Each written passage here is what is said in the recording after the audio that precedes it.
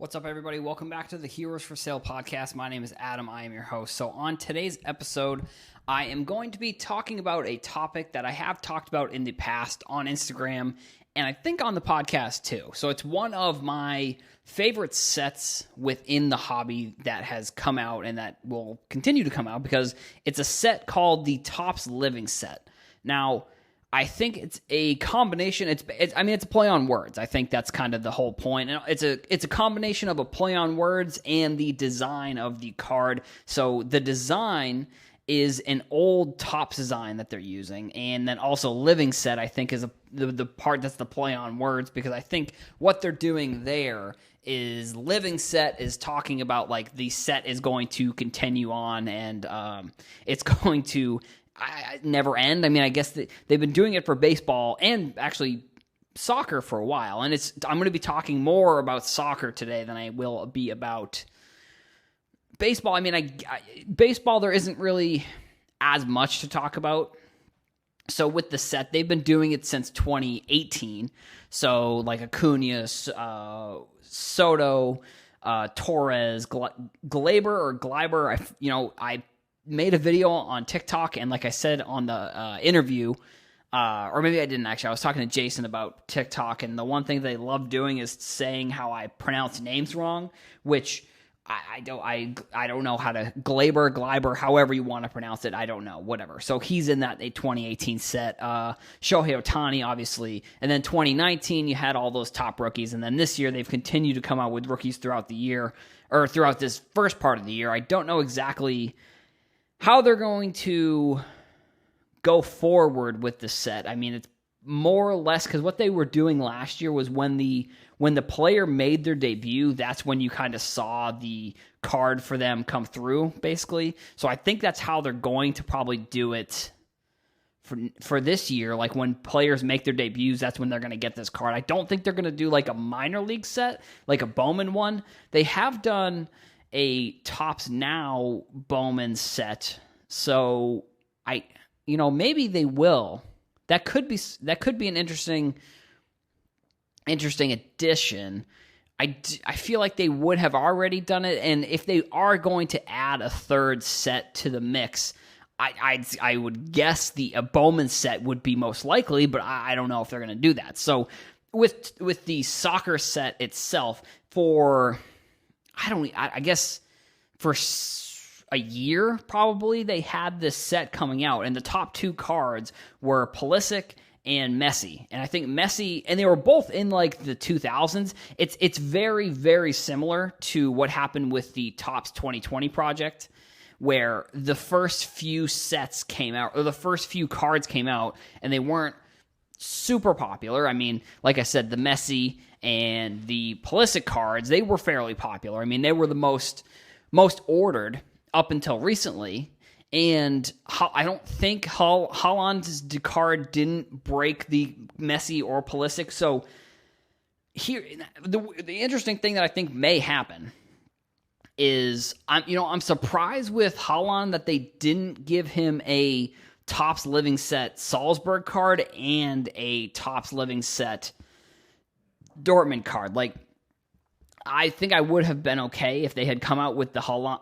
Actually, I don't know. I guess maybe, I don't know. I'm up in the air on if that actually is a good idea or not. But I think like Haaland's card didn't break the Messi or Pulisic set card. Actually, I'm going to pull up the info so I can have it in front of me. Like I said, I'm in the studio now. I'm in the studio in my apartment with some of my recording equipment. So that means I can use my computer, which is right in front of me now, which is great.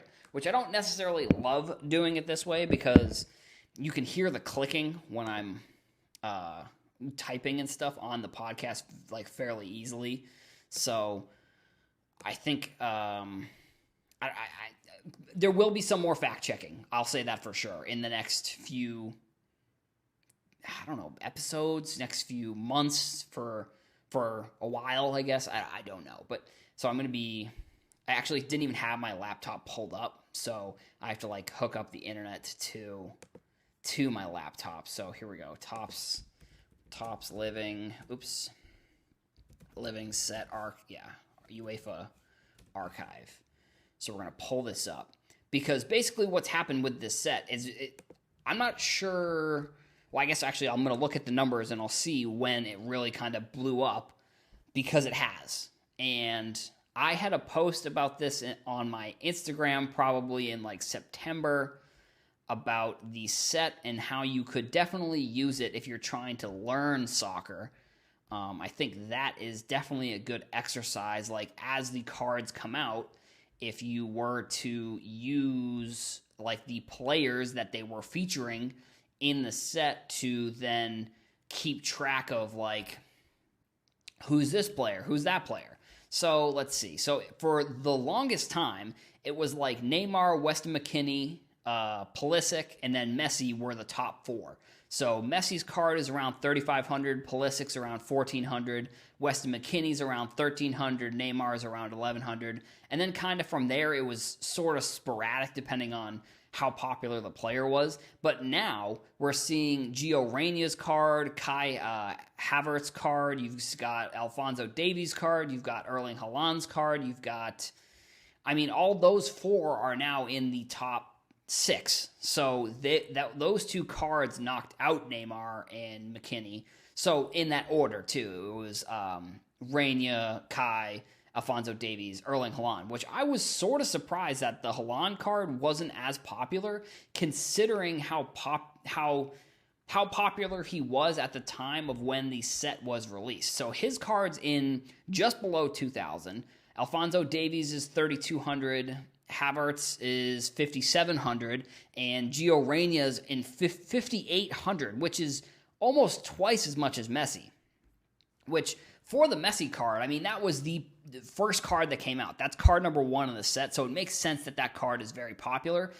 And I'm just not sure, like, when this set became so popular, because, like, if you scroll through the list of players, like, if you, like, let's see, like Mbappe is like super low. Like it's in like the 400s. Like he's not even in, which is crazy. And same with Jadon Sancho. And then same with like Joao Felix, which I guess I maybe should have looked into his card a while ago. It's maybe a little bit too late now with what's going on with the set.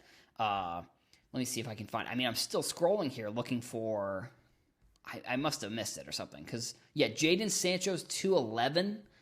And then Mbappe was in the 400s. I'm looking for the card now. Here it is. 402. So, like, Jadon Sancho's card, that was from his rookie year. So, like, for some of these players, I think it will definitely be interesting to see, because they're not technically rookie cards. Like, that's what I'll say. Like, so actually for Reyna, it is technically a rookie card. For Havertz, he has cards from 2018. Alphonso Davies cards from 2018. Pulisic has cards from 2016. I think his card was 2018. And then like Haaland, you know, I think Haaland's cards are going to be very similar to Mbappe's cards, where he has cards from before 2019, the 2019-2020 season. But I think looking at the overall availability of the cards that he's going to have, I think people are going to consider the 2019-2020 cards as his rookies, because I just think that, like, with the Topps Chrome cards, they are cards that you can find within products, and I guess that's kind of the caveat there. It's like, at what point do you start considering a card for a soccer player to be a rookie card? And I know people on TikTok and all over, like in the card world, kind of say that, you know, their rookie cards don't actually exist. Like their first year cards maybe exist, but even then it's like some players don't have cards in their first year. For like a player like Mbappe, he has cards from 2016 and 2017, and then 2018 is that World Cup card.